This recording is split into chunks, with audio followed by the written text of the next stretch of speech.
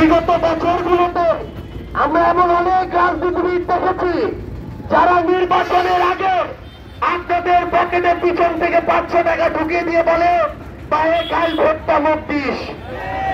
এই লোকগুলোর মুখে এই টাকাটা আগামীর বাংলাদেশে ছুঁড়ে মারতে হবে।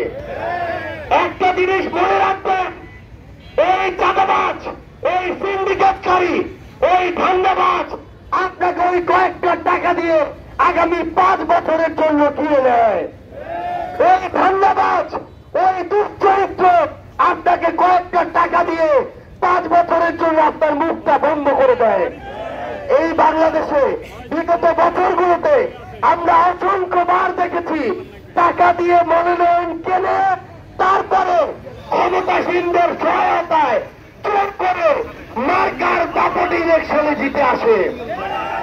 অনেক ভালো মানুষ ইলেকশন করতে পারে নাই, অনেক ভালো মানুষ ইলেকশন করেও জিততে পারে নাই। এতদিন ধরে আমরা দেখেছি আপনার চল ঢাকা আপনারা দেখেছেন একজনের পর একজন ধমক দিয়ে বিভিন্ন জায়গায় চাঁদাবাজি করেছে, লুটপাট করেছে, মানুষের টাকা খেয়েছে। আপনারা কথা বলতে পারেন নাই কেন? কারণ যদি কথা বলেন, যদি আপনাদের সমস্যা হয়, একটা জিনিস মনে রাখবেন, যদি সমস্যা হয় এটা যদি চিন্তা করেন তাহলে ওই লস্করা একদিন আপনার গলা চেপে ধরবে, ওই লস্করা একদিন আপনার মাথায় উঠে যাবে। এদেরকে প্রশ্রয় দেওয়া যাবে না। খুনি হাসিনাকে প্রশ্রয় দিতে দিতে খুনি হাসিনার অভ্যুত্থানে 1000-এর সুযোগ দেওয়া যাবে না।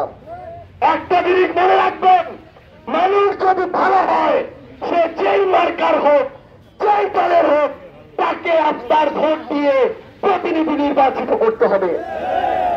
যদি আপনি দল দেখেন এ বিএনপির, এ জামায়াতের, এ এনসিপির, এই দল দেখে ভোট দিলে ভালো মানুষরা তাদের জায়গা থেকে উৎসাহ হারিয়ে ফেলবে। ভালো মানুষ যদি এই 3 দলের যে কোনো দলের হয় ভোট দেন, সমস্যা নাই। ভালো মানুষ যদি আমার দলেরও মানুষটা ভালো না হয় ভোট দেওয়ার দরকার নাই। নতুন বাংলাদেশ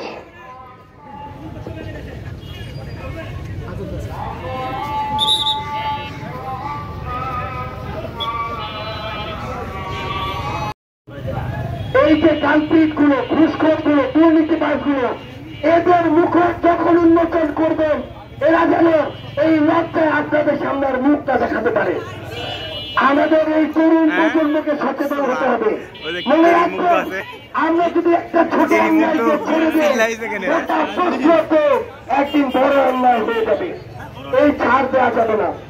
আমরা এনসিপি জাতীয় নাগরিক পার্টির প্রতিনিধি হিসেবে আজকে আপনাদের এখানে এসেছি।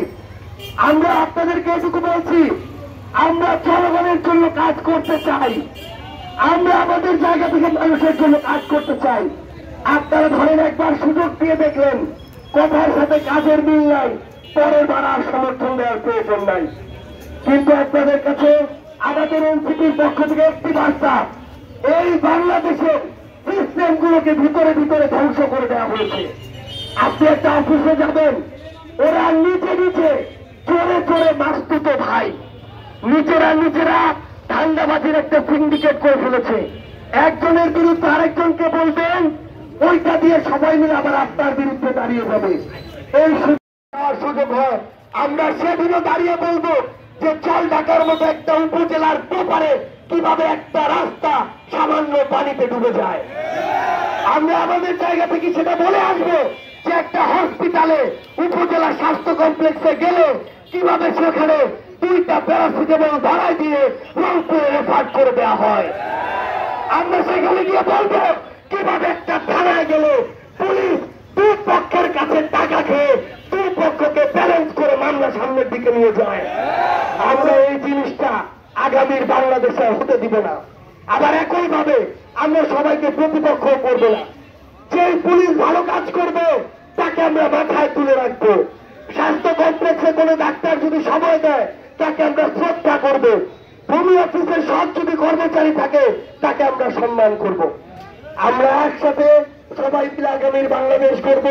এবং আমাদের এখানে প্রতিনিধি হিসেবে আবু সাইদ বিএম ভাই রয়েছেন, আপনাদের নীলফামারীর সন্তান।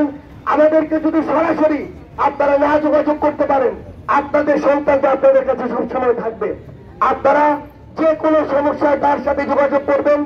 আপনাদের এই সমস্যাগুলো নিয়ে আমরা আমাদের সর্বোচ্চ যেই জায়গায় কথা বলার আমরা সেই জায়গায় কথা বলবো। শুধু একটা জিনিস মনে রাখবেন, এটা আপনাদের কাছে অনুরোধ, আমাদের নিজেদেরকে নিজেদের জায়গায় ঠিক হতে হবে। নিজেরা নিজেদের সুবিধা বুঝলাম, সবাই সবার সুবিধা বুঝলো, তাহলে আমার গায়ে তো এই কাদাটা লাগছে না, ওই অন্যায় একদিন আপনার সাথেও হতে পারে। একজনের সন্তান স্কুলের প্রাচীরের পিছনে চিপাই গিয়ে সিগারেট খাচ্ছে, আপনারা এটাকে ভ্রুক্ষেপ করলেন না, কিন্তু আপনার সন্তান খাচ্ছে কিনা বা একদিন খাবে কিনা, খেলে অন্য কেউ ভ্রুক্ষেপ যদি না করে, তাহলে আপনার উপজেলায় মাদকের মহামারী ছড়িয়ে যাবে। এই জন্য যেখানে অন্যায় দেখেন, অপরাধ দেখেন, সে যেই হোক, যেই দলেরই হোক, যতই ক্ষমতাশালী হোক, শেখ হাসিনার তো বেশি ক্ষমতাশালী কেউ ছিল না, তার তো পতন হয়েছে। তাই যত বড় ক্ষমতাশালী হোক না কেন, তার বিরুদ্ধে কথা বলতে হবে। ইনশাআল্লাহ আমরা একদিন একসাথে আমাদের এই জল ঢাকাকে, নীলফামারীকে, বাংলাদেশকে সামনের দিকে এগিয়ে নিয়ে যাব। সে পর্যন্ত সবাই ভালো থাকবেন, সুস্থ থাকবেন। আপনাদের সাথে আমাদের আবারও দেখা হবে ইনশাআল্লাহ লড়াইয়ের রাজপথে অথবা বিজয়ে। সে পর্যন্ত সবাই ভালো থাকবেন। ইনকিলাব জিন্দাবাদ, জাতীয় নাগরিক পার্টি জিন্দাবাদ। আচ্ছা, এখানে আন্দোলনে অংশগ্রহণ করেছিলেন কারা কারা, আমি একটু হাত দেখতে চাই। আমরা এই পর্যন্ত এটা ধরে 3টা উপজেলায় গিয়েছি, কোথাও স্লোগান দেওয়ার ইচ্ছা মনে জাগেনি, কিন্তু এই হাজার মানুষের জনসমাগম দেখে আমার ওই জুলাই আগস্ট অভ্যুত্থানে স্লোগান দিতে ইচ্ছা করছে। আমরা কি একসাথে দিতে পারবো? পারবো? জল ঢাকাকে আজকে কাটাতে পারবো? সবাই একসাথে সেই জুলাই আগস্টের স্লোগান দিয়ে শুরু করি।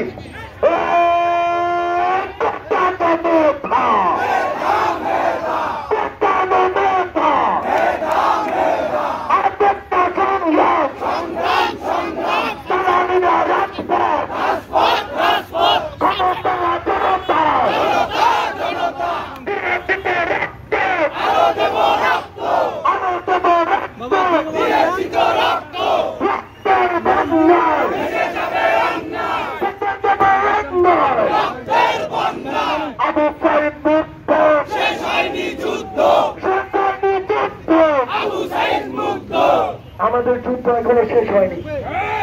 আমাদের এই যুদ্ধ চলবে ততদিন যতদিন আমাদের শর্তগুলোর বাস্তবায়ন না হচ্ছে।